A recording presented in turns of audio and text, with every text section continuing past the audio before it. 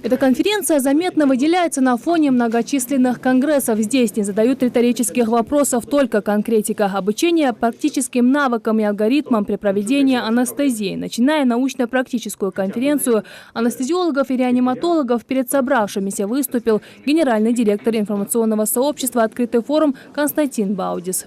Хочу еще раз передать вам приветствие президента Федерации анестезиологов-реаниматологов Константина Михайловича Лебединского.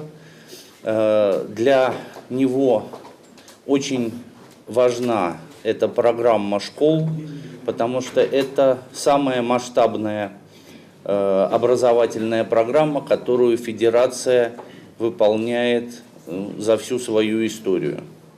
Не только ежегодные съезды, не только какие-то конференции, но программа школ была реализована впервые вот в таком вот объеме. И я надеюсь, что мы еще не раз приедем в Ингушетию. Не имея хорошую анестезию и спасти человека в критической ситуации, не имея хорошего реаниматолога, невозможно. Поэтому в целом всем анестезиологам, реаниматологам наше глубокое почтение, уважение. И что вот сегодня у нас проводится вот эта школа анестезиологов, реаниматологов, и что здесь представители Федерации, представители наших соседних субъектов, конечно, нам очень приятно. Программа мероприятия направлена на изучение технологий, снижающих риск для пациентов при проведении анестезии и интенсивной терапии. Начиная от перинтерального питания, то есть введения питательных веществ внутривенно, и заканчивая ингаляционной анестезией, проблемы на конференции поднимаются самые разные. Отдельным направлением стал вопрос современной инфузионно-трансфузионной терапии, то есть анестезии при введении пациенту различных растворов с целью коррекции нарушения гемостаза, дефицита фактора свертывания крови. Преднагрузка, сократимость и постнагрузка. Чем мы занимаемся? Мы занимаемся, по сути дела, увеличением преднагрузки. То есть вся наша жидкостная терапия направлена на то, чтобы увеличить преднагрузку и таким образом увеличить минутный объем кровообращения.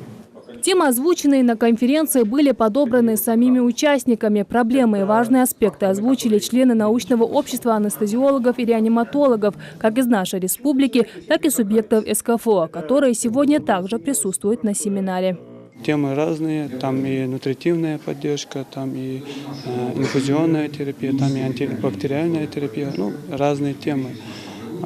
Соответственно, это, как вы сказали, такое мероприятие в Ингушетии проводится впервые. У нас это большая польза для республики, вообще для России, проведение таких именно конференций такого масштаба.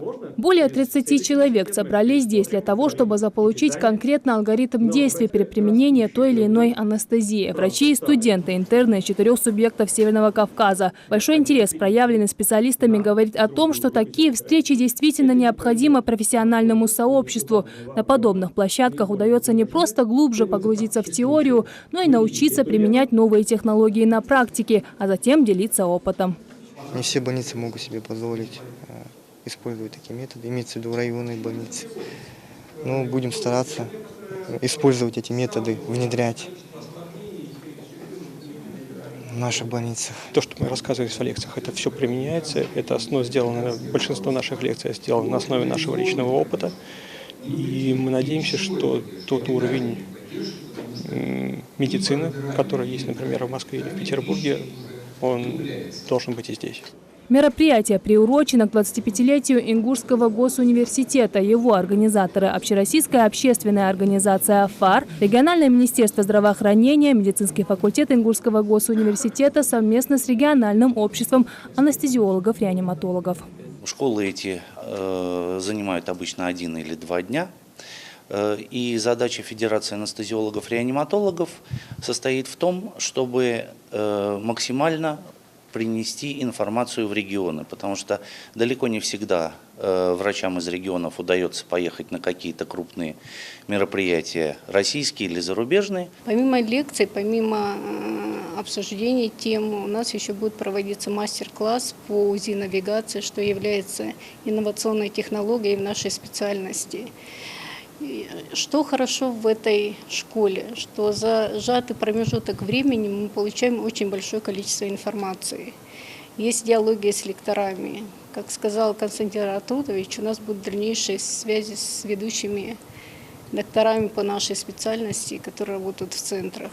На конференции, которая продлится 2 дня, студенты и уже состоявшиеся врачи-специалисты рассмотрят современные режимы вентиляции, познакомятся с методами регионарной анестезии, то есть местного обезболивания, научатся правильно и рационально вести себя в моменты, когда нет времени на раздумья. Необходимо мгновенно принимать ответственные решения и действовать при этом в команде. Шарадат Хулухоева, Адам Далаков, Новости 24.